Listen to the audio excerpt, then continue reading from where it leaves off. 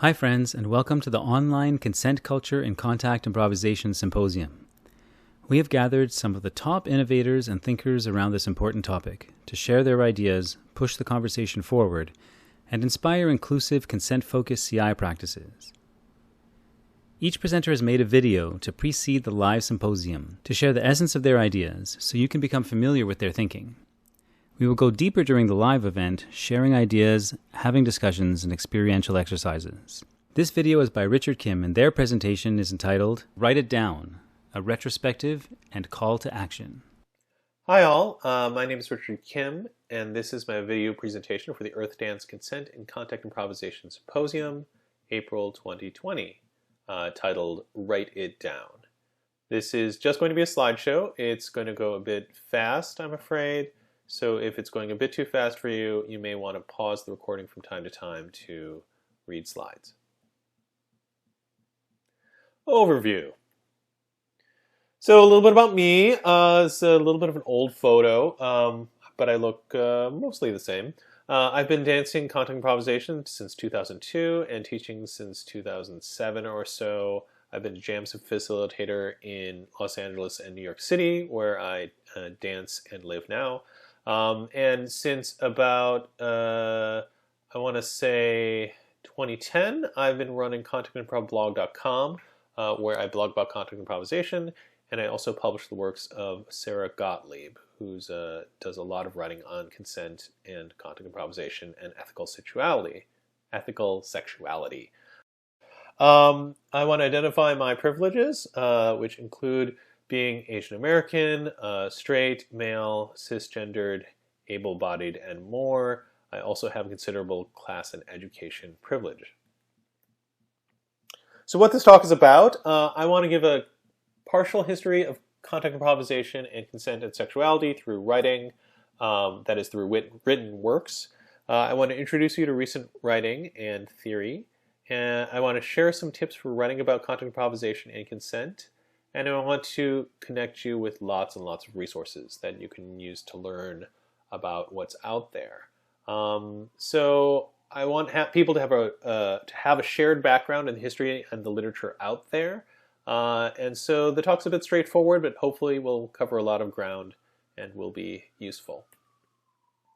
So where we're going today. Background, a few things we need to establish before we get going. And then how did we get here? A history of all of this, recent pieces and theory, a quick survey on the subject. Then we'll go to Now What, which is tips for writing about contact improvisation and consent. And then I'll do a little bit of recap and show you the resources list again. This is the resources list, which I'm showing you for the first time. Again, you'll see it at the end of the slide. Everything that I mention in this talk, every link that I show, every article that I discuss, and when I have a fact that I can cite, everything that I cite is at contactimprovblog.com/consents-talk, all gathered there. This slide deck is also published at contactimprovblog.com/consent-slides.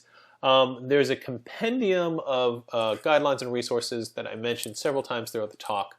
It's just a fantastic resource on contact improvisation and sexuality, boundaries, consent. That's at contactimprovblog.com/compendium. It redirects to this Google Doc. That's not by me, by the way. And then keep an eye on contactimprovblog.com for more symposium-related content. I will be publishing several pieces to document the symposium. So keep an eye on my blog. Let's start with some background.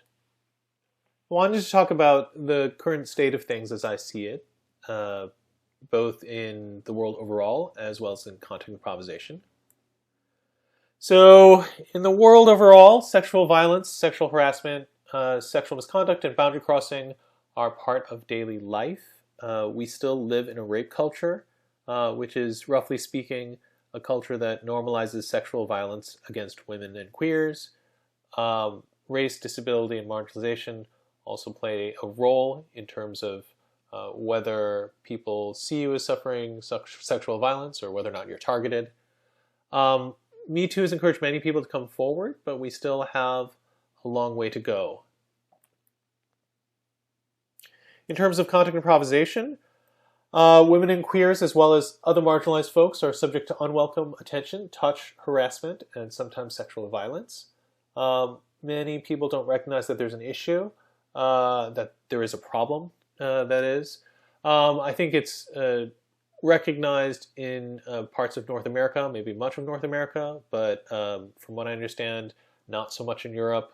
I can't speak to South America, Asia, or Africa. Many communities in the contact improv world are adopting guidelines. However, for most communities, there's no plan in place for how to deal with a violator. There's no record or statistics on what has been happening. There's no community dialogue on these issues. Things are usually decided by a committee somewhere, but the norms that are declared aren't necessarily reinforced by community discussions. By the way, Sarah's been running a great set of posts about this on my blog. And we're only at the beginning of a cultural shift. A cultural shift to what, you might ask? Consent culture. And there's this amazing chart by Megan Emerson that lays out different stages of consent culture for dance communities.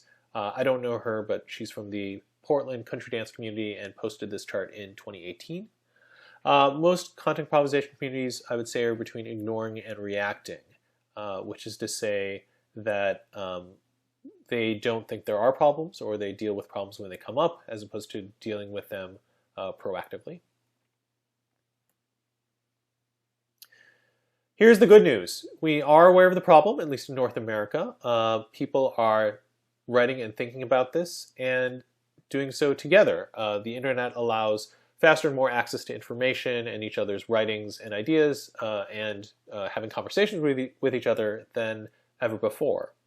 People are speaking out and coming forward. Communities are taking actions against violators. Communities are developing new policies and guidelines, but we still have a long way to go. I think writing has a role to play in this. Sharing ideas is one of the most important ways that writing helps. It allows us to learn from each other's mistakes. It allows us to help understand the problem better. Writing is one of the best forms of communication in that it's permanent and accessible. It sticks around and it's easy to share. A few miscellaneous points that I want to get in. Special thanks to Sarah Gottlieb, who helped me with this talk and has taught me a ton about these issues, and who deserves credit for at least some of the information, if not a lot of the information here. I've cited her throughout. And then I just wanted to say that this is a really unusual time in history. Coronavirus has really changed everything about the world and our little slice of it. And many, as I write this, as I give this talk in April 2020, New York City is under quarantine, and a lot of dancing has stopped around the contact improvisation world. And we don't really know when we'll dance again or what that will look like. But thank you for caring enough about contact improvisation to invest in the future of this world by attending the symposium. And whether it's 2 months or 2 years, I am going to be there when the contact improvisation world restarts, and I hope you'll all be there too. Now it's time for the history lesson. How did we get here? A 20-minute history lesson, mostly in documents. This is going to go kind of fast. So some limitations of this history lesson. It's a very quick survey of history, consent, / sexuality, and CI. It's skewed a lot towards North America, since that's what I know most about, and also what is documented the most, at least in English. And many times, many things probably didn't get as much time as they should. There's probably also a number of inaccuracies or mistakes here and there. But here are the main points, with a lot of help from my friend Sarah Gottlieb. CI was first done by similar people practicing non-hierarchical ideals, people who were essentially of the same class, race, socioeconomic status, etc. As CI shifted and grew, you had people coming into the form who had less power, or you had people who ended up acquiring more power. And contact improvisation never really updated itself to account for these power differentials. It never really figured out how to integrate differing power structures within a form that wanted to be non-hierarchical. So what you had was contact improvisation essentially insisting on equality. So early on, there weren't a lot of reports of incidents, but as incidents of transgressions occurred, we, meaning CI leaders, we insisted on CI's egalitarianism and were ignoring the power differentials that existed already. We told people who might be victims that whatever happens to you is your responsibility, that you're on your own, and that it maybe more than anything, you need to learn how to say no. And then as people wrote guidelines, they tended to codify this philosophy of learn to say no. But they didn't address the power problems within that. Essentially, that it's hard to say no because of things like sexism and patriarchy and oppressions that exist in society. Saying no is actually hard. People with less power have to say no more often, which is an unfair burden on them. And we should maybe think that transgressors bear as much responsibility, if not more responsibility, to establish boundaries between themselves and people who might transgress. In short, sexism and patriarchy do exist. Only recently has this paradigm started to shift. Only recently, in the last 3 or 4 years, have we really started identifying the problems with unequal power in contact improvisation, and only recently have we started the cultural shift that's necessary to address them.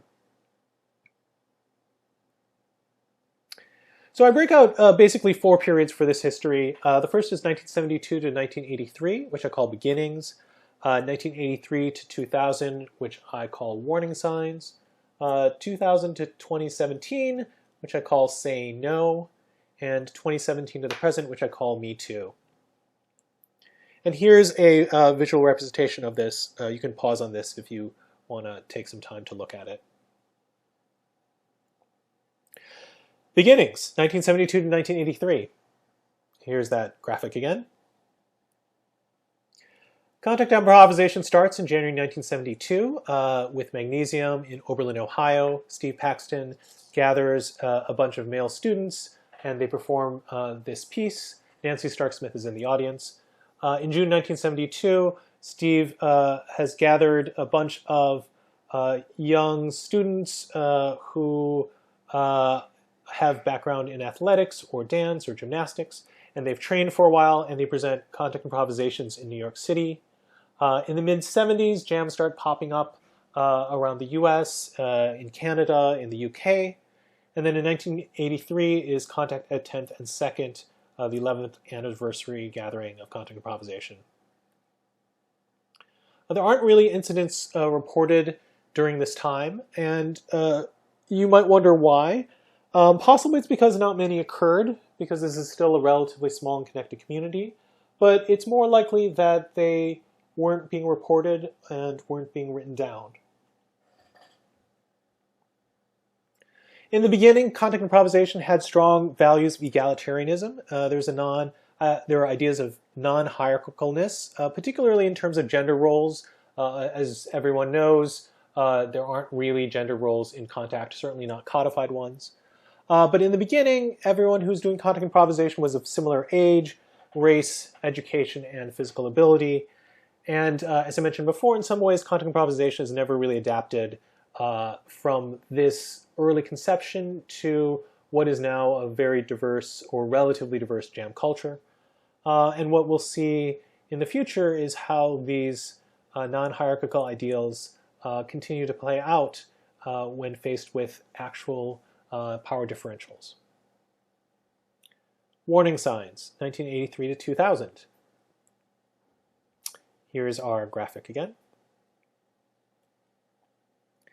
So during this period, people start writing about issues around sexual transgression in CI, and it's really clear that there's a problem, but people don't really have solutions yet. It's also mostly teachers and facilitators who are writing about others experiencing transgressions, as opposed to people writing about their direct experiences, which is probably an indication that people didn't feel comfortable sharing their experiences directly.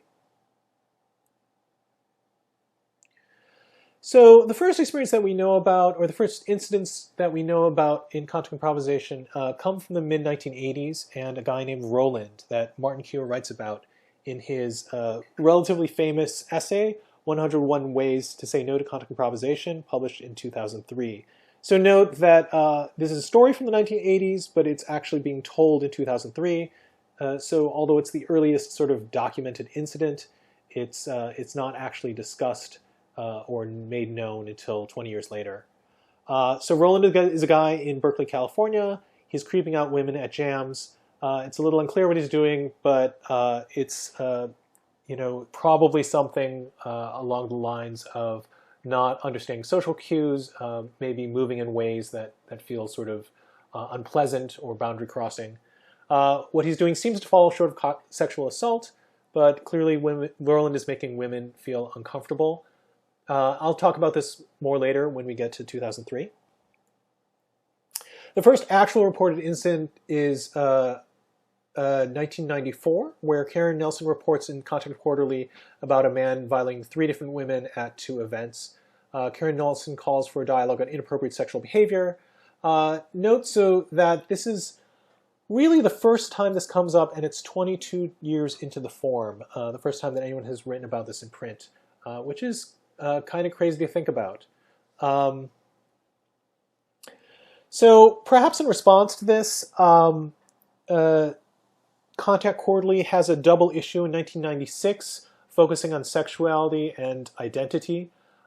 There's a really interesting article here that probably hasn't been given enough attention by Joanna Cashman, where she talks about experiences of unwelcome sexuality in jams.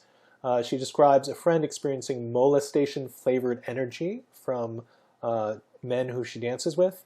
Joanna experiences at a jam that she visits being warned not to dance with someone who Joanna understands to be a sexual predator, and that person later approaches her for a dance. Joanna also drops this phrase in, "I know women who have dropped out of the contact community because of experiences like this."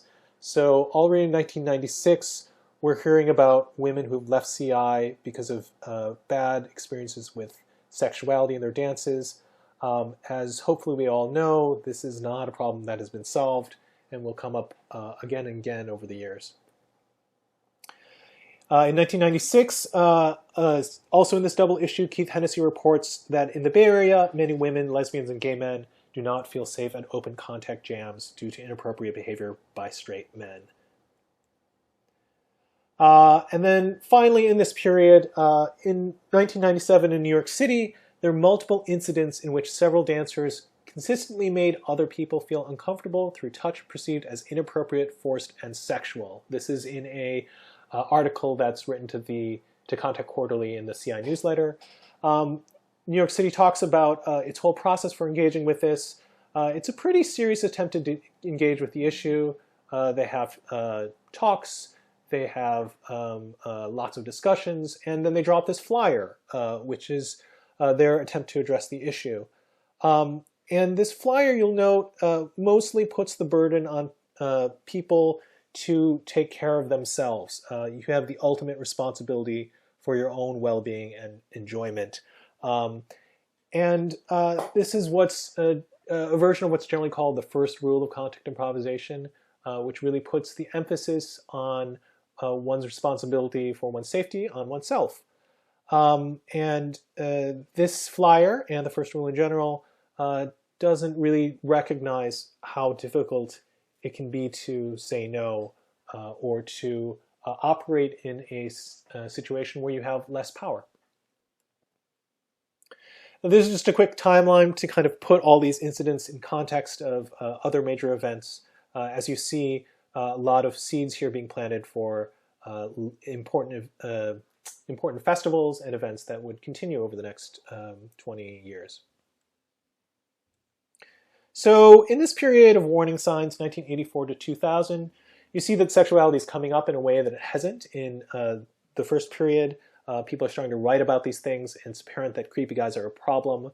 But we don't really have any solutions other than this evocation by the New York community of the first rule, which really comes out of this idea that there aren't any hierarchies. In other words, we all are sort of on the same playing field, as Sarah Gottlieb might say, and therefore the response is like, take care of yourself. Be responsible for yourself and we'll all be fine. And there's little analysis of power dynamics or sexism. So these ideas continue into the say no period, 2000 to 2017. Here's our timeline again.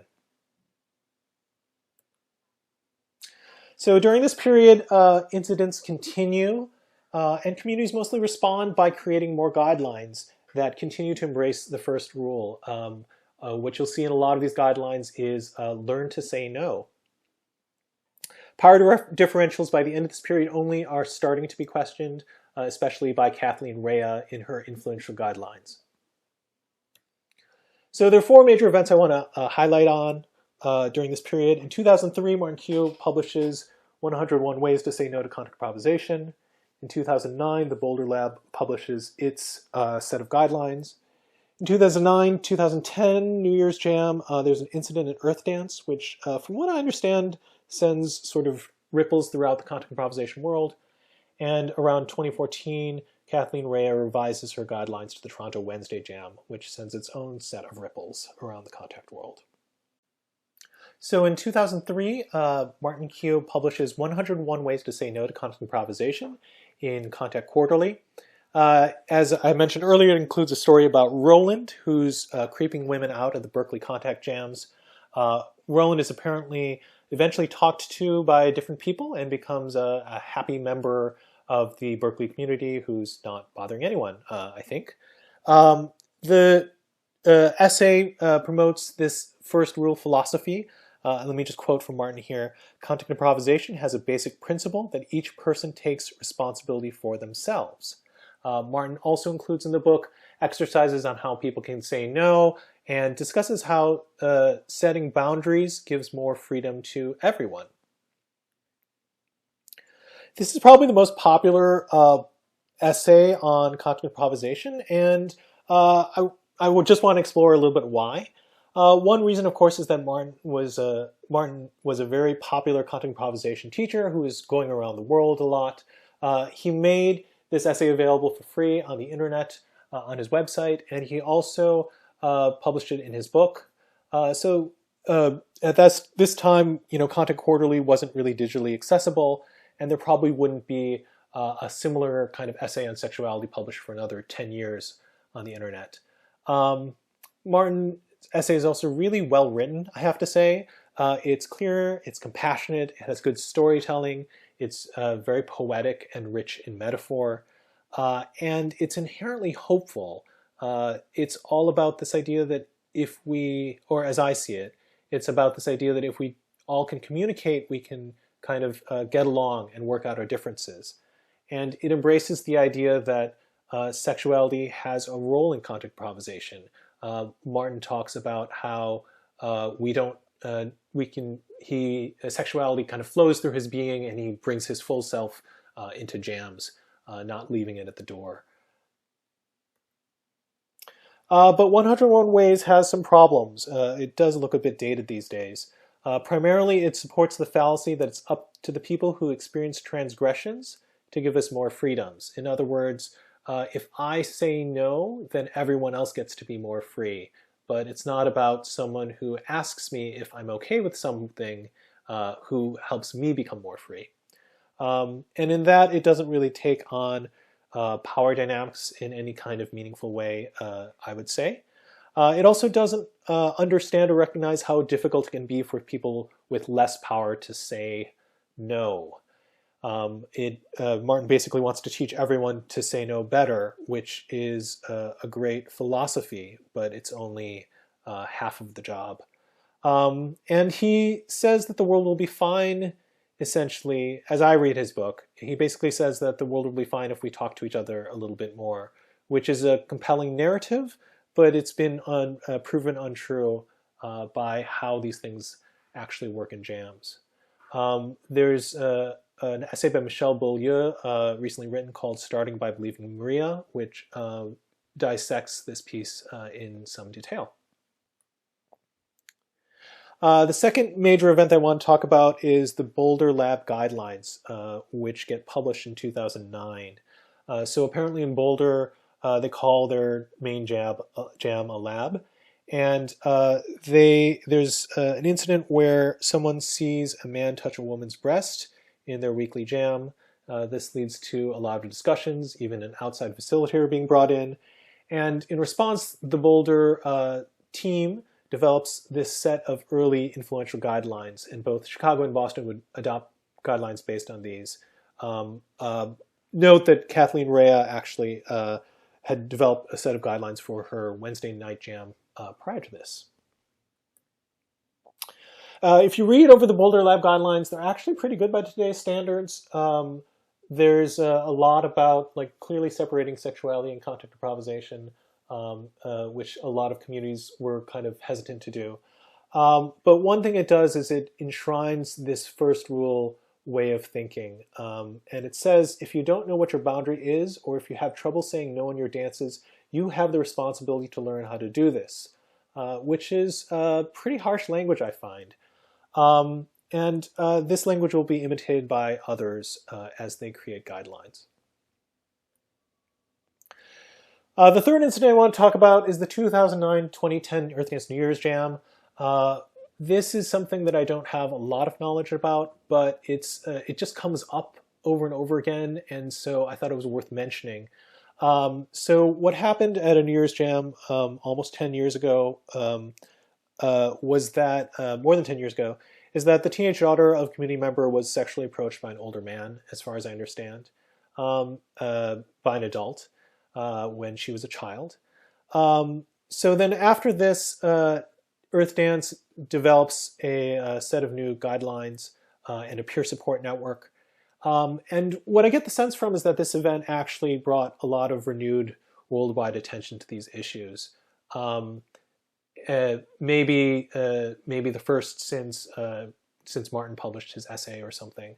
But I actually heard about this in Freiburg 8 months later, so kind of a third of the way across the world. And it keeps on getting talked about sort of in various facilitator whisper networks as a really serious incident. Then there's finally the Toronto Wednesday night guidelines around 2013 or 2014, where so Kathleen wrote these guidelines originally a number of years earlier, but I think this particular revision is pretty important. So Kathleen wanted to create a specific kind of content improvisation space, one that's dance-focused and excludes sexuality to the extent that that's necessary to create a dance-focused space. And her guidelines, for the first time in my knowledge, acknowledge some really key things in content improvisation. First of all, she acknowledges that it's hard to say no, that this is something that's actually difficult for people. Particularly people who have a trauma history. And then she acknowledges that asserting boundaries isn't that great.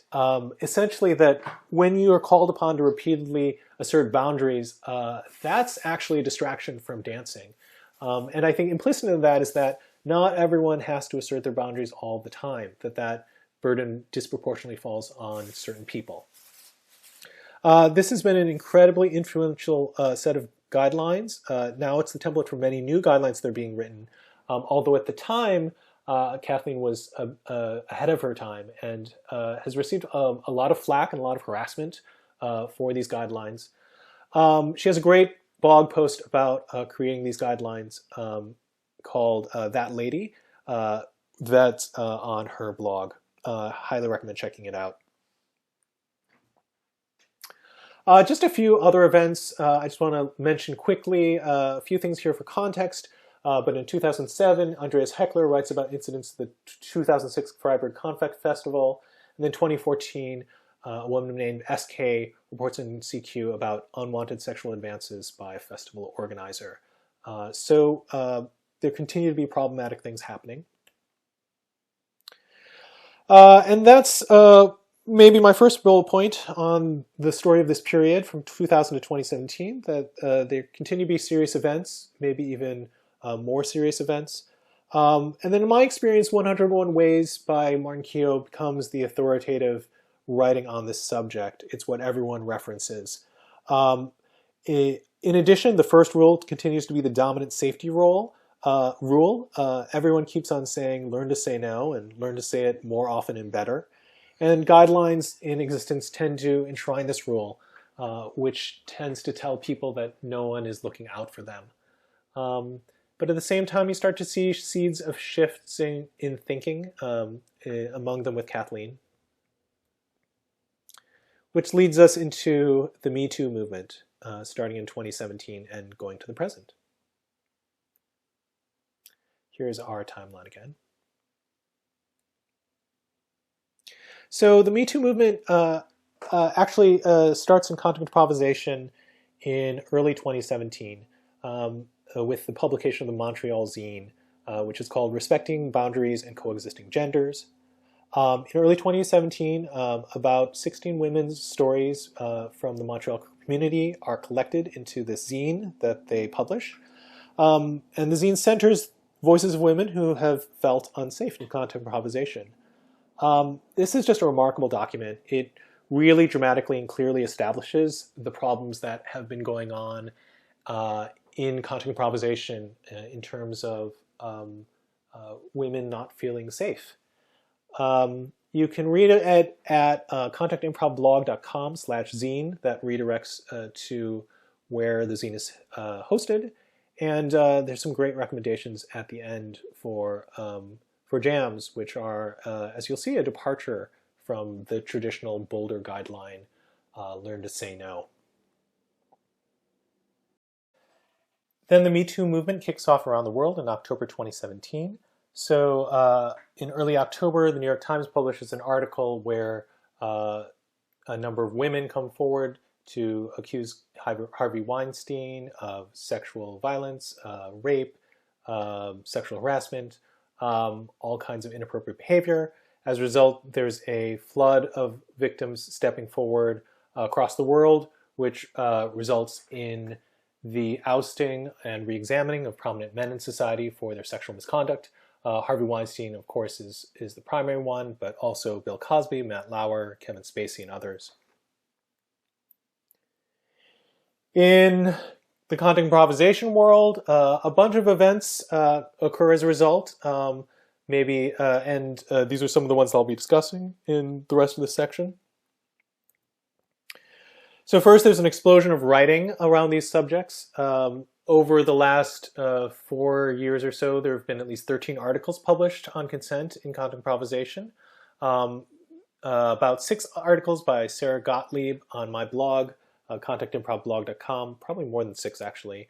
Kathleen Rea has published articles, Michelle Beaulieu's published articles, and the vast majority of these new articles acknowledge sexism, they acknowledge power dynamics, and seek to shift things in the form. We'll talk about some of these articles a little bit later. In late December 2017, the compendium launches. The Compendium of Content Improvisation Jam Guidelines and Related Material from Around the World. It's maintained by Benjamin Pierce, and I think Michelle Beaulieu also helps maintain it. It's an enormous resource of guidelines and articles. It's a public Google Doc that's crowdsourced, so you can add your own articles there as well. I've linked to it, contactimprovblog.com/compendium, which redirects to the Google Doc. And this has really accelerated learning in this field. Whenever a new article comes out, it's posted here, and then a bunch of people read it pretty quickly. This is a protest that happened in April 2018, which was also inspired by the Me Too movement. Erica Nichols crashes the opening circle of the Ontario Regional Contact Jam in Toronto, and she asks that people who have been banned from other jam communities be identified at that opening circle. There's this amazing contrast between Erica's red and then these black and white photos of the ballerinas in the back. Here's my head poking out from behind the piano. Erica also reads aloud the Manifesto for Embodying Power with Care, which calls for, among other things, fighting oppression every day, all the time. And there's a link to it in the resource list. Another protest happens in summer 2018 at the West Coast Content Improvisation Jam. This is Cookie Hurst, whose name has been associated maybe most prominently with this protest. Her sign says, "I've been a victim of non-consensual touch and predatory behavior in CI spaces. It has kept me from coming to jams and classes."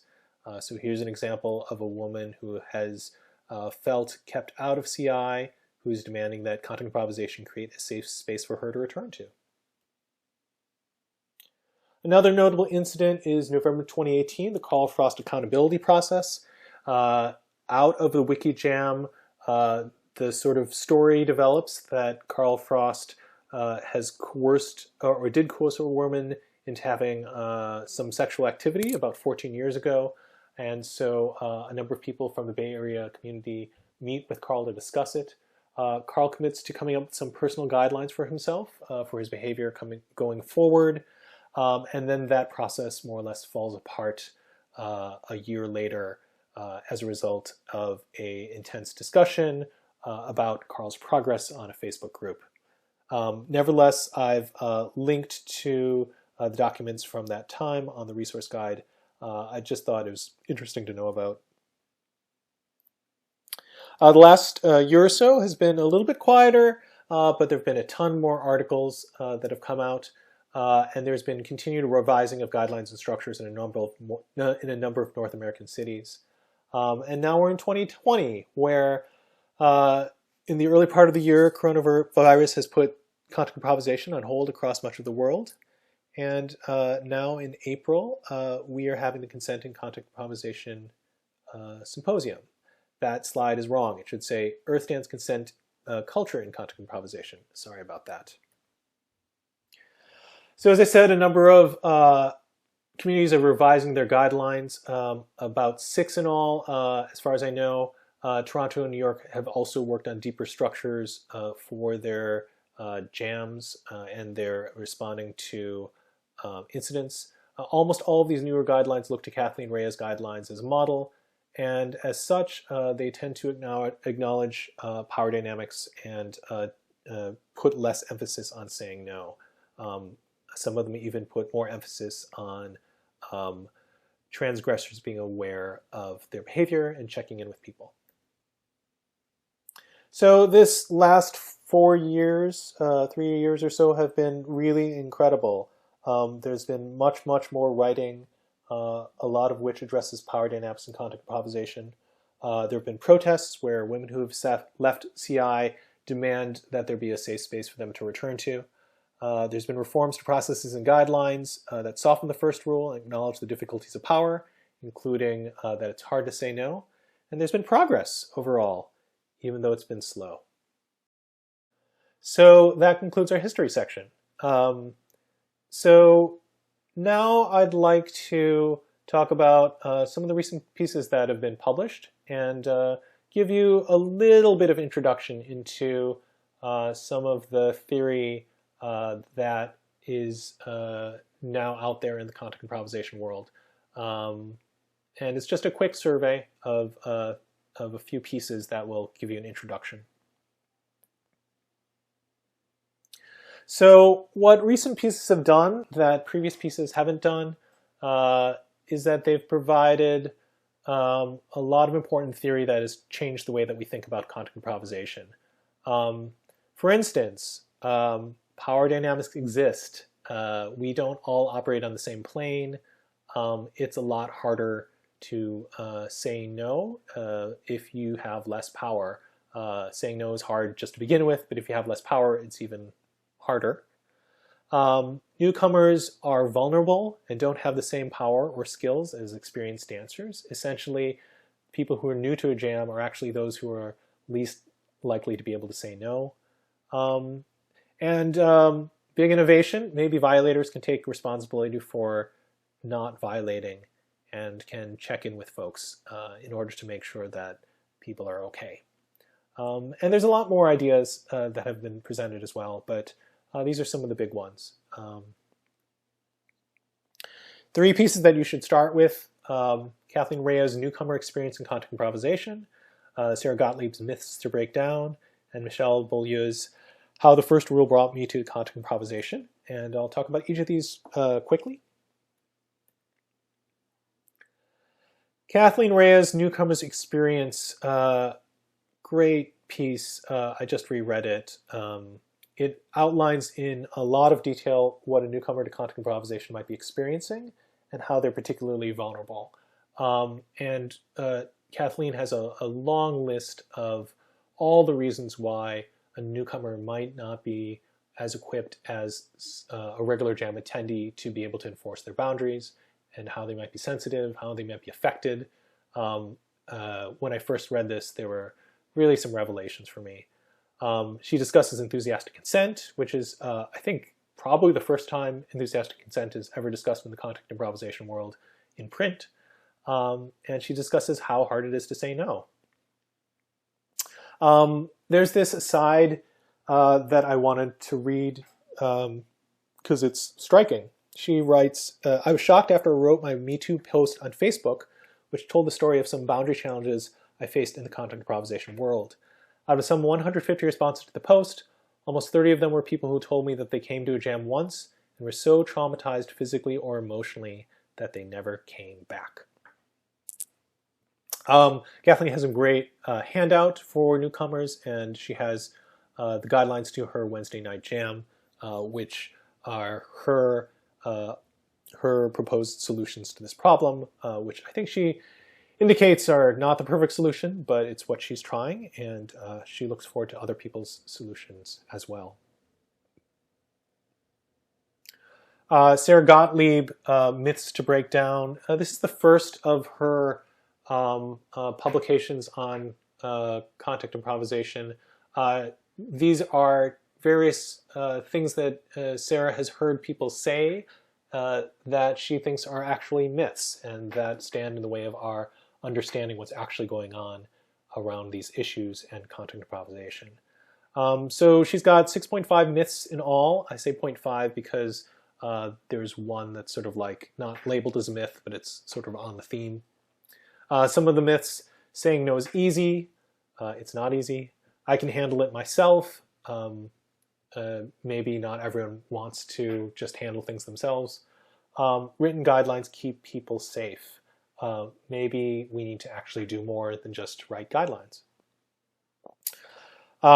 In the saying no is easy myth, Sarah breaks down all the different ways that can be difficult to say no in contact improvisation. There's this great, I think 10 bullet point thing where she walks through her personal reaction to what happens when she feels like she has to say no. And it's a really great personal insight into what happens in that moment. One of her key points is that when you say no, you're establishing a boundary after someone has transgressed upon you. And this is a little hard for me to understand at first, but think about this. It's like you're not preventing your boundaries being crossed when you say no.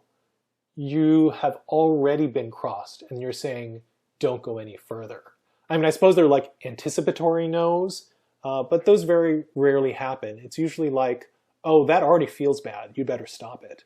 And so there's a way in which saying no is not quite sufficient to keep people safe. I also recommend you read her myth number 6, which is called Written Guidelines Keep CI Spaces Safe. We just published it. It's enormous. It's in 2 parts. It contains just a ton of ideas and information. Michelle Beaulieu wrote this piece called How the First Rule Brought Me to Contact Improvisation. It's a great piece. It's in Contact Quarterly.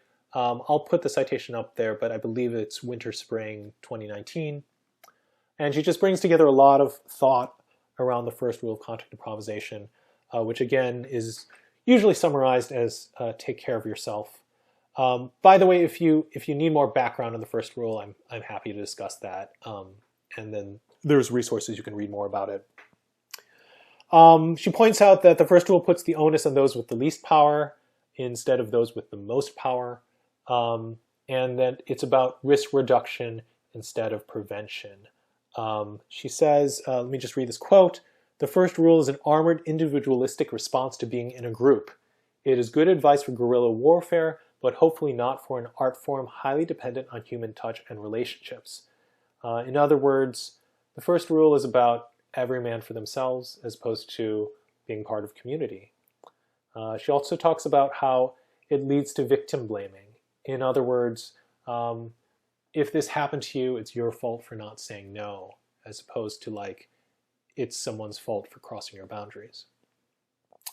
And there's much more. So it's a piece worth reading. So how are these new writings different from what's come before? This new crop of post-Me Too writings? Well, pieces in the past tended to be kind of unaware of each other. They tend to operate in a vacuum. Largely, I think, because of the internet, because there weren't more, because the internet didn't exist, or a lot of pieces were not published on the internet. And a lot of written pieces then were reporting on things that have happened and the response to them. And a lot of those written pieces in the past were discussion and process oriented. Like, this thing happened and then we had a lot of discussions about it. As opposed to, now, many of these pieces are part of a larger dialogue, which is greatly aided by the internet and maybe especially the compendium. So these pieces reference each other, they cite each other, they quote from each other, they're in dialogue with each other. A lot of the pieces now are sharing experiences instead of just sharing reports on what had happened. So they also discuss the physiological responses that people have. They talk about power dynamics. They talk about predatory behavior and victim psychology, beyond just this thing happened and here's what we did. Pieces now are also critical, and they're action-oriented instead of process-oriented. So they tend to say things like, this is harmful, and here's what we should do, as opposed to, here's the process that we followed to decide what we would do.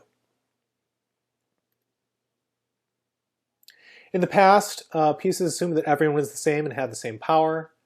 Pieces tended not to express an opinion or take a stand. And pieces tended not to be critical of content improvisation itself and the core ideas of content improvisation. I think a lot of this has to do with fear, actually. Fear of being ostracized, fear of being harassed. Sexism, basically. So now, a lot of pieces are addressing, analyzing, and deconstructing power dynamics. They're willing to express opinions and take a stand, and they're critical and questioning. They're actually critical of core principles of content improvisation itself. In the past, it was mostly facilitators, teachers, intermediaries who are not speaking from the direct experience of sexual transgressions or sexual violence. And now, more often, you have people who are speaking from their direct experience and weaving that experience into other issues and other discussions, which is, I put Sarah Gottlieb here because this was really her observation. So you've heard my history lesson, which was probably more than 20 minutes, and you've also heard my survey of recent pieces about content improvisation and sexuality and consent. So now what? Well, I'd like to give you some advice for pieces and writing your own pieces about content improvisation. First, make sure to engage what's out there. No need to reinvent the wheel here, and it's great if you can engage with the dialogue that's already happening. So check out all the pieces that exist already at contentimprovblog.com/compendium. Try to go beyond reporting just what's happened in your community. Why do you think something happened? How will you address what happened? And how will you know that you've addressed it, for instance? One great thing is if you give follow-up. Let us let us know if what you're doing is working or not. If you are giving a report, a lot of these things, you hear about someone doing something, you never hear what happens afterwards. And a little follow-up is great. And then whatever you do, make it available on the internet. The easiest way to do this, you make a Google Doc and you make it publicly accessible, and then you add a link to it on the compendium. And then we can all start gaining knowledge from that. I'd encourage you to examine your assumptions and be critical and be aware of power dynamics as you do that. And it's also important, if you can, to integrate the perspectives of people who've experienced transgressions, particularly women and queers, keeping in mind, of course, that someone who's experienced a transgression isn't obligated to give you their time or input or labor. Also look to promote other underrepresented and marginalized voices, particularly people who are non-white, who are people of color, people who are disabled, what have you. Kinds of pieces that we need, at least in my opinion, I think it'd be really great to have more people who reflect on their successes or the failures of new protocols or guidelines or structures. We're all kind of figuring out how guidelines and structures should work. So it's great to hear analysis of that. Anything that's about statistics or scope of problems in your community would be great if you're maintaining statistics, that is. And if you're not, maybe consider doing so. I would love to hear some more discussions of practicalities, what the consequences of any kind of particular structural changes on community, on finances. I'd love to hear about difficulties and how they've been addressed. And again, it's useful to hear follow-ups on what has happened and whether or not it was successful. Sarah points out to me that one of the most important things that you can do in terms of creating our cultural shift is to deconstruct power. And any way that you do that is great. Again, one way to do that is to involve marginalized voices, women, queers, disabled folks, people of color. And if all this seems like too much, if it seems like rules, or writing something is better than not writing something small is better than not writing at all. So err on the side of communication. You should know that I publish pieces on my blog, contactimprovblog.com. I take submissions. There's a pretty rigorous editorial process. I'm looking for strong and interesting voices, and I offer minimal compensation, although you do get a small honorarium. So you can email me at richard@contactimprovblog.com if you've got an idea for a story or submission. Pitch me about it. That's the main part of our talk. Let's get into just a quick recap. What did we cover today? We talked about the history of contact improvisation in this lens. I discussed recent writings, including 3 key pieces. I talked about the differences between pieces then and now. And I discussed what makes a good piece and what kind of pieces are needed. What are some of your big takeaways? One is that this has always been a problem and that we've collectively failed to address it over the years. Second is that we have a really long way to go, so there's work to be done. Third, make sure to get informed at contactimprovblog.com/compendium. And fourth, we need to share knowledge around consent issues, and writing is a really great way to do that. Another great way to do that is to participate in this consent symposium. I want to leave you again with Megan Emerson's chart, where you can see that most communities in contact improvisation are between ignoring and reacting, where we don't think there's problems, or if there are problems, we kind of deal with it and then wait for something else to come back again. But I'd like us to see eventually be all the way over here where all dancers feel safe. Again, here's the resources. Pretty much everything is at contactimprovblog.com/consent-talk. And this is the end. My live session is at Saturday, April 18th at 1:45 p.m. Eastern Daylight Time. I think Sarah Gottlieb will be there, and I hope to see you there. Thank you very much.